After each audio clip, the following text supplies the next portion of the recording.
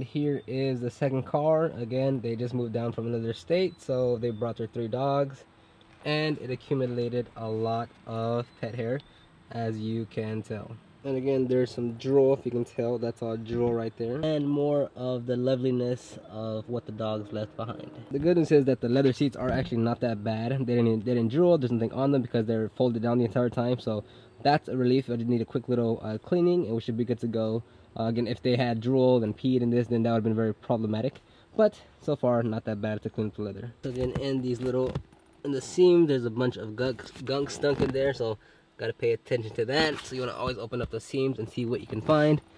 And as you can obviously tell, it needs a pretty good thorough cleaning. Yikes, look at all that. Pretty bad. Now we are actually back in pollen season, so as if you leave the door open for more than 2 minutes, you are gonna have that problem right there.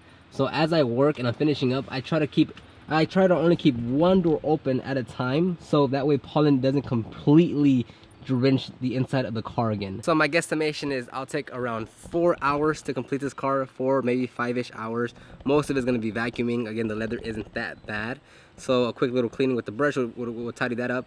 So the bigger part is obviously the pet hair, making sure you're checking all the seams, all the tight areas, so that way when they're, you know, in the future when they're rolling their seats back and forth, or when they're looking at it in a different point of view, they're gonna see a whole clunk of hair or anything. So that's gonna be the more time-consuming part on this detail. Okay, so I'm now gonna start cleaning up the pet hair. So again, you're gonna need a pet hair brush and a vacuum. If you just try to vacuum it, you are not gonna have any luck with it. Yes, some will come off, but again, some of this hair is going to be so intertwined with the actual carpet fibers that you're only going to get very little hair out of the fabric. So definitely pick it up. It's very cheap, very affordable. You can find it at basically any pet store or any convenience store, really, any like a Walmart, Target should carry these or something equivalent to this. So again, the technique itself is rather simple. You're just going to brush the pet hair to one side, and then you're gonna capture it on this end. So if you're gonna brush it from left to right, you're gonna start vacuuming it on the right side. That, or if you just wanna brush the pet hair to loosen it up as much as you can, away from the fibers itself, so that now technically once they're brushed off, they'll all just be laying on top but not actually in the fibers, and you can just come back and vacuum everything up. So kind of your preference, feel it out. It's gonna depend on the type of fabric it is as well. Obviously if this is on leather, then you don't need this pet hair brush because you're just gonna, there's nothing for it to catch onto. But for different type of fabrics, you will have a different type of a result. So just kind of test it out, see which one works better for you. But again, you absolutely do need this pet hair brush. Okay, so now what you see me doing here is what I talked about, where I'm just going to brush all the pet hair to one side, and I'm doing big sweeping motions because I'm working a big real estate area, so I don't need to be too specific. I'm just going for the long strokes and then vacuuming towards the very end of the car and frequently cleaning out the brush itself. Now same thing here, I'm going to brush everything down to the bottom just because that makes kind of more sense.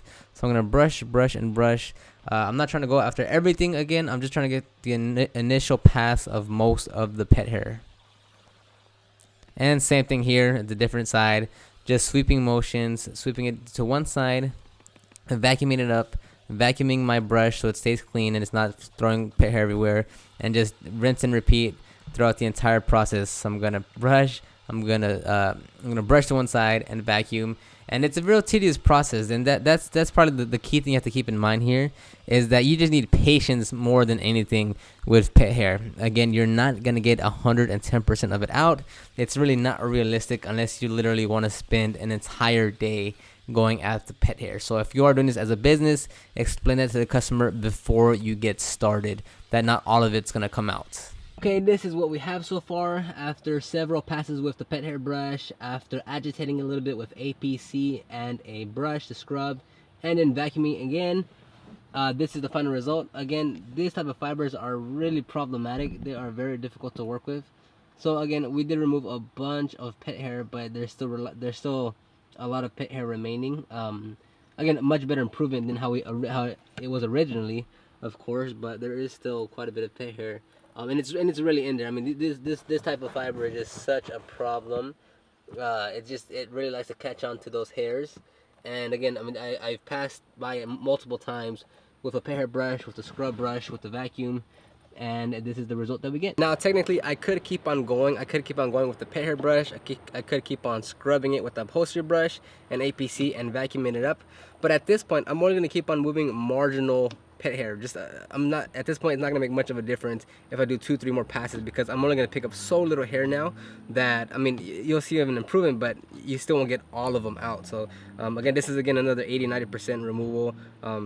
If you wanted to keep on going, if you had the time, if the customer was paying for more, or if they really wanted it to the absolute best, then it would take a lot more time, because again, you're gonna have to like work in specific areas, isolated areas, one by one, to make sure you're getting those spots out. Because after a while, you can't do those big sweeping brushes. Now it's like focusing on one area and making sure that area is cleaned up before you get to the next one. So again, yeah, so this is pretty good. Now I'll keep on moving towards the rest of the car. So overall, pretty straightforward car. I just went ahead and vacuumed, cleaned up the leather a little bit, cleaned up the side plastic, made sure everything was up to par. Real straightforward car. If you want to learn how to start and grow your detailing business, check the link description down below. Hope you enjoyed the video. I'll see you next time.